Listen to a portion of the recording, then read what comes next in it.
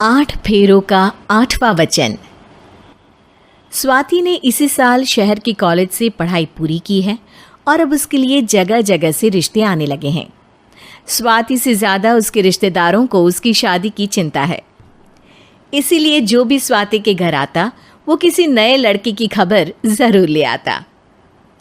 अरे दीदी, ये फोटो देख के बताओ कैसा है। राहुल नाम है लड़के का, मेरी सहेली की बहन का बेटा है। अपनी स्वाति के साथ एकदम प्यारी जोड़ी लगेगी इसकी। ज़रा दिखाना, फ़ोटो तो बढ़िया लग रहा है। कोई गलत आदत वादत तो नहीं है ना इसे? और कमाता कितना है? अरे कोई गलत आदत नहीं है दीदी, आप कहो तो एक मीटिंग करवा देती हूँ, फिर सब कुछ फाइनल कर लेना। हाँ हाँ, ये सही कह रही हो तुम। संडे को स्वाति के पापा भी घर पे ही रहेंगे। बुआ फिर वहाँ से चली जाती है और रात को स्वाति की माँ उससे कहती है, स्वाति बेटा, आज कमला बुआ ने एक लड़के की फ़ोटो दिखाई है। संडे को वो लोग मिलने आ रहे हैं, तैयार हो ना तुम बेटा? अरे मम्मी, आप कहाँ कमला बुआ के चक्कर में आ जाती हो? अभी इतनी जल्दी कोई शादी वादी नहीं करनी है मुझे। अरे बेटा, अच्छा लड़का है, बुआ जानती है उसे अच्छे से। हाँ स्वाति बेटा, एक बार मिल तो लो, बाद में देखेंगे आगे क्या करना है। वैसे तो कमला रिश्ता लाई है तो मना करने का तो कोई सवाल ही नहीं उठता। संडे की सुबह होती है और कमला बुआ राहुल और उसके मम्मी पापा को लेकर स्वाति के घर आती है।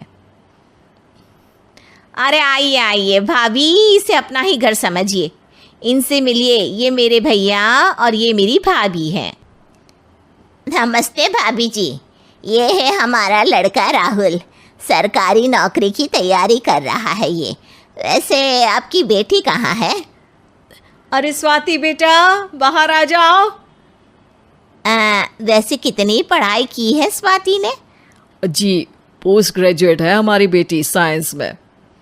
ये सब तो ठीक है, पर घर संभालना जानती है या नहीं? हमें कौन सी इससे नौकरी करवानी है, नौकरी तो मेरा बेटा करेगा ही।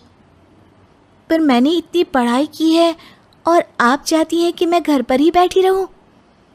अरे स्वाति बेटा, ये बड़ों की बात में तुम कहाँ बोल पड़ी? हम सब देख लेंगे क्या करना है क्या नहीं। हम तो इसी बात में विश्वास करते हैं कि घर के लड़के घर में ही रहे तो ज़्यादा अच्छा रहता है, वरना भाई साहब आप तो आजकल के हाल जानते ही हैं, कितनी घटनाएं होने लगी हैं औरतों के खिलाफ। स्वाति बेटा, रसोई का काम तो पूरा जानती हो ना? शादी के बाद तुम्हें ही संभालना है वो सब। अरे बहुत अच्छा खाना बनाती है ये, आप सब लोग इसकी तारीफ करते नहीं थकेंगे। लो भाई, हो गई मीटिंग, अब शादी की तारीख फाइनल कर लेते हैं, क्यों भैया? भाई हम तो पंडित जी से चर्चा करने के बाद ही तारीख फाइनल करेंगे, सालों से हम उनकी बातें मानते हुए आ रहे हैं।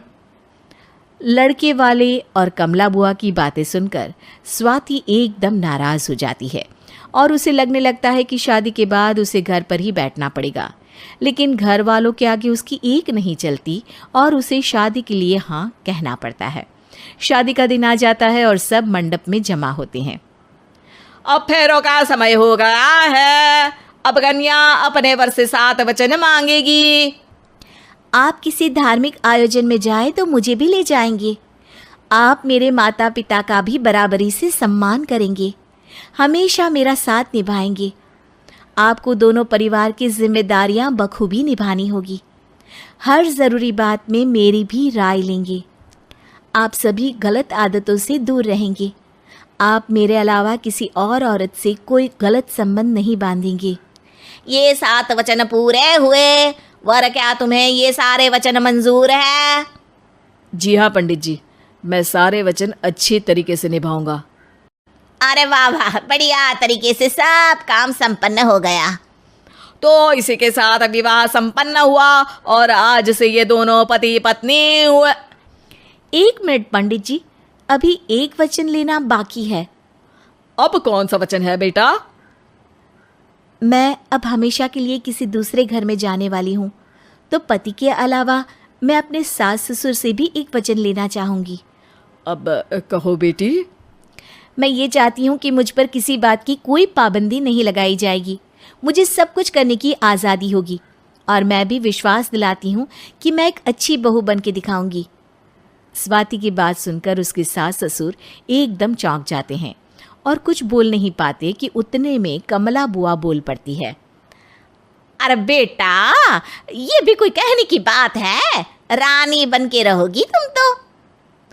वचन देने से पहले सोच लीजिए, क्योंकि शास्त्रों में वचन ना निभाने वालों के लिए नरक से भी बदतर सजा लिखी है। स्वाति की चालाकी से वहाँ मौजूद सब लोग प्रभावित हो जाते हैं और लोगों में बदनामी ना हो जाए, इस कारण स्वाति के सास ससुर को उसे वचन देना पड़ता है। अरे कैसी अपशकुन वाली बातें कर रहे हैं आप पंडित जी। हमें मंजूर है बेटा तुम्हारी शर्त। स्वाति अपनी समझदारी से अपनी बात अपने ससुराल वालों से मनवा लेती है और खुशी खुशी राहुल से शादी कर लेती है। अब से हर शादी में मैं खुद 8 वचन दिलवाऊंगा। ओम मंगलम मंगलम मंगलम।